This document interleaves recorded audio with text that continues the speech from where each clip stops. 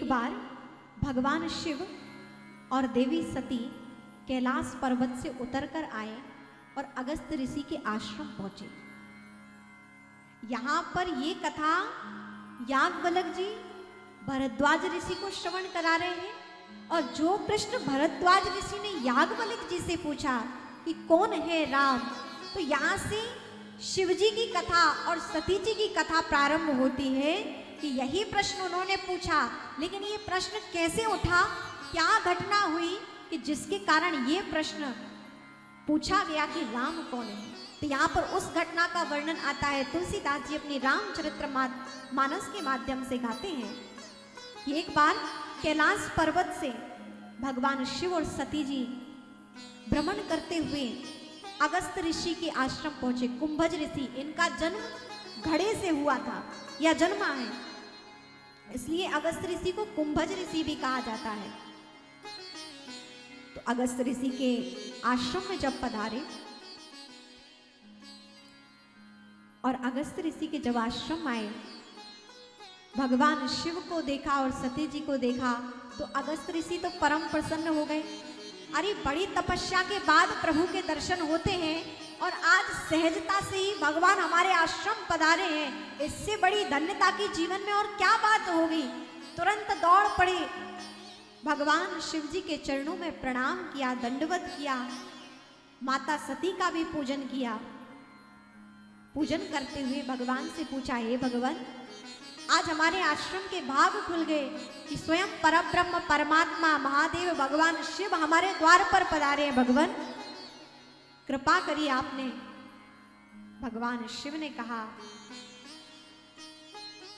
हे ऋषिवर, आज हम आपसे कथा श्रवण करने आए हैं। अब सोची कितनी दिव्य बात होगी कि स्वयं भगवान शिव अगस्त ऋषि से कह रहे हो कि हम आपके यहाँ कथा सुनने आए हैं, हम आपके श्रोता बनकर आए हैं।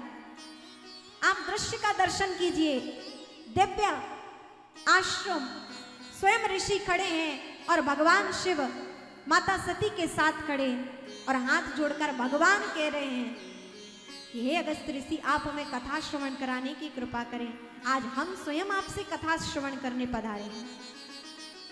यहां अब आप देखिए, वक्ता श्रोता का पूजन करता है या श्रोता वक्ता का पूजन करता है। हमारे श्याम भैया व्यासपीठ का पूजन करते हैं ना, अंजलि जी, व्यासपीठ तो नहीं करता ना श्रोता का पूजन, लेकिन यहाँ उल्टा हुआ। यहाँ अगस्त ऋषि वक्ता हैं और श्रोता कौन है?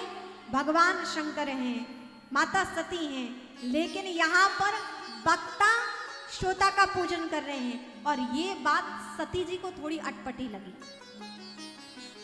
अब देखिए, यहाँ मन शंका से भर गया, क्योंकि सती कौन है? दक्ष की पुत्री है और दक्ष बुद्धि प्रदान। अब कई बार होता है ना, पिता के गुण पुत्री या पुत्र में आते ही हैं, तो दक्ष बुद्धि प्रदान है।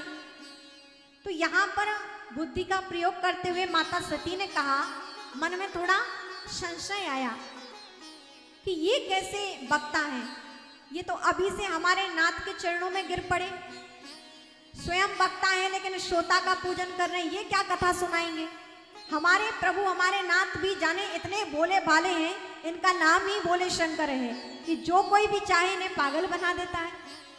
अब ये देखो, जहाँ चाहे हमारे नाथ चले आते हैं, अगस्त ऋषि के ही आश्रम आ गए कथा सुनने। अरे जिनसे समस्त भाषाएं निकली हैं, जो समस्त परम ज्ञानी है, वो आज अगस्त ऋषि के यहाँ कथा सुनने चले आए और मुझे भी ले आए। ये तो अभी से हमारे नाथ के चरणों में गिर रहे हैं, ये क्या कथा सुनाएंगे। अब यहाँ बुद्धि चल रही है और देखिए, धर्म पथ बुद्धि का विषय नहीं है, ये तो शरणागति का विषय है, समर्पण का विषय है, विश्वास का विषय है। और यहाँ संशयात्मा बुद्धि सती जी की चलने लगी। ये प्रश्न किया कि हमारे भगवान शिव समस्त भाषाओं के ज्ञाता, जिनसे ही सब कुछ निकला है, नृत्यावसान नटराज राजो ननाद ढक्का नव पंचवार, भगवान शिव से ही सब कुछ निकला है। जहां भगवान शिव ने डमरू बजाया, जहां 14 सूत्र निकले, जहां से संस्कृत भाषा का उदय हुआ, जहां से समस्त चीजों का उदय हुआ है, जहां भगवान शिव ने डमरू बजाया, कैसे दिव्य 14 सूत्र निकले। आई ओण रिल रेक ए ओंग ए ओज आय बरट लणयम गणनम जबय गणदस जब गणदस कप चट चट तब कपय सरहल। ऐसे जब दिव्य सूत्र निकले तो इनसे ये भाषा बनी। संपूर्ण ज्ञान भगवान शिव से निकला और ये हमारे नाथ भगवान शिव अगस्त ऋषि के पास ज्ञान चर्चा सुनने के लिए आए हैं, प्रभु की कथा सुनने के लिए आए हैं। मेरे नाथ बड़े भोले वाले। अब यहां देखिए, भगवान शिव तो बड़ी श्रद्धा के साथ प्रभु की कथा सुनने बैठे हैं, लेकिन माता सती ने कथा नहीं सुनी। जीवन में सबसे बड़ी भूल यहां माता सती ने की। जहां स्वयं अविनाशी भगवान शंकर बैठकर कथा सुन रहे हैं, उनकी सधर्मणी होने के नाते भी उन्होंने अपने पति का अनुसरण नहीं किया। और बाद में देखिएगा कि इन्हें फिर इसका कितना कठिनाई जीवन में इन्होंने पाई है। यदि पति श्रेष्ठ आचरण को धारण करता है, धर्म के है, तो पति को भी पति के भी पीछे पत्नी को चलकर धर्म आचरण को करना ही चाहिए। और यहां तो स्वयं भगवान शिव थे। अगस्त ऋषि ने भी सोचा कि आज तक मैंने संसार के लोगों को कथा श्रवण कराई है, आज मेरा जीवन धन्य होगा कि जहां से ज्ञान का प्रस्फुटन हुआ है, जहां से ज्ञान निकला है, ऐसे स्वयं भगवान शिव को आज मुझे कथा सुनाने का अवसर मिलेगा, मेरी वाणी धन्य होगी। और अगस्त ऋषि ने प्रणाम करके बैठे हैं और भगवान शिव को कथा सुनाई है। सुंदर बड़े भाव से कथा सुनी भगवान शिव ने। माता सती ने कथा श्रवण नहीं की, इधर उधर देखती रही माता सती, लेकिन कथा में मन नहीं लगा। हुआ क्या, घटना क्या घटित हुई? बाद में जब पूर्ण कथा हो गई तो देखिए तुलसीदास जी ने कैसे बात लिखी।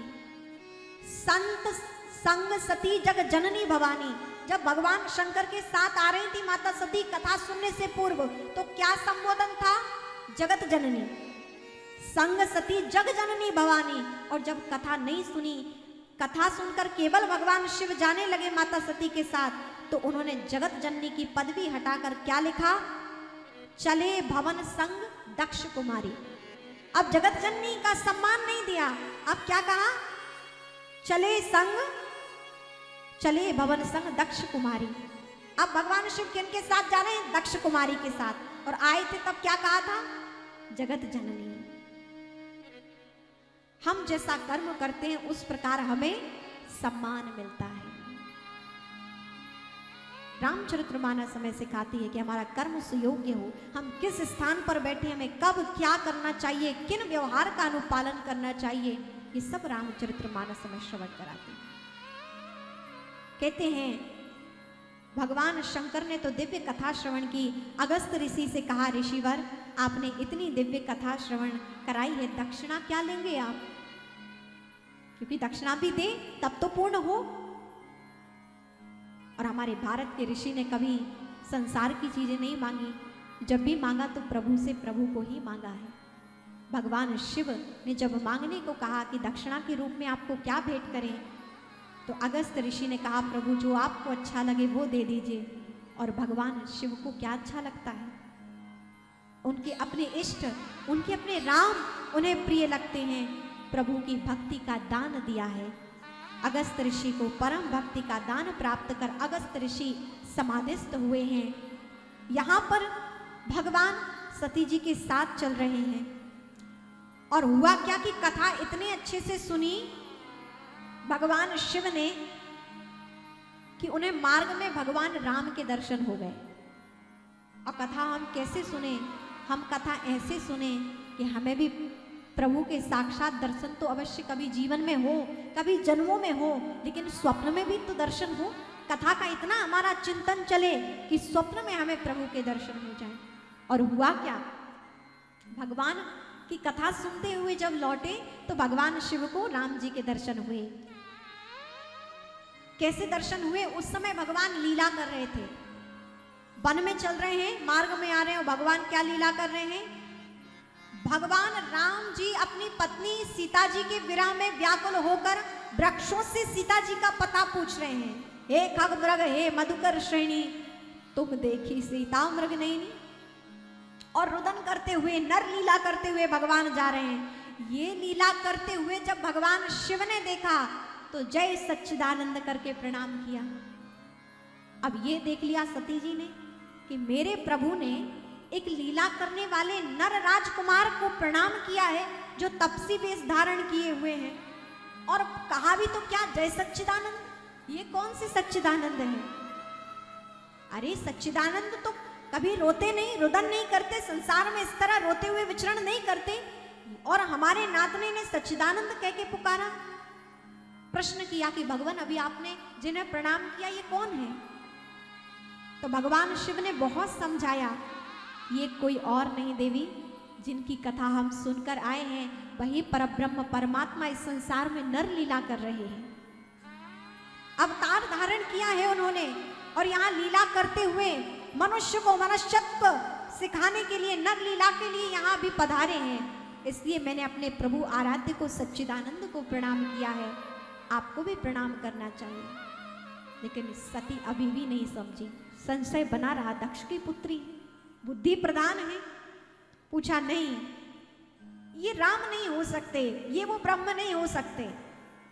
यदि ब्रह्म होते तो ब्रह्म तो कभी रोता नहीं है, हंसता नहीं है, वो तो एक अपने स्वभाव में एक निष्ठ रहता है, अडिग नहीं होता है। और हम भी देखें ना, हम भी आज भी कलयुग के कुछ लोग कहते हैं कि राम है तो कहाँ है? कभी राम हुए भी थे? राम कोई परमात्मा नहीं है। हाँ, एक श्रेष्ठ राजकुमार थे, एक अच्छे राजा के पुत्र थे। अरे जब उस समय सती जी समझने में उनको इतनी शंकाएं हुई हैं, बाद में प्रभु के समझाने से उन्हें समझ में आया। तो यहाँ पर यदि कलयुग का प्राणी भगवान राम पर क्वेश्चन मार्क करे, प्रश्न उठाए, तो ऐसी तुच्छ बुद्धि के लिए क्या कहा जाए? माया का प्रभाव है। हम भी प्रभु के विषय में सुनते तो हैं लेकिन पूर्ण रूपेण जानते नहीं। इसलिए भगवत भक्त कहने, मैंने ढूंढ लिए चारों धाम नहीं मिले राम। भगवत भक्तों ने गाया है, मैंने ढूंढ लिए चारों धाम नहीं मिले राम। यही तो दुख भारी है, यही तो दुख भारी है। और भगवत भक्तों ने भजन के माध्यम से इस बात को कहा है। और हमारे जीवन में भी हम भगवान को खोजते हैं, लेकिन कष्ट ये है कि हमें फिर भी प्रभु नहीं मिले, नहीं मिल पा रहे हैं। लेकिन महापुरुषों की हम संगति करें तो अवश्य उन राम के विषय में हम जान सकेंगे।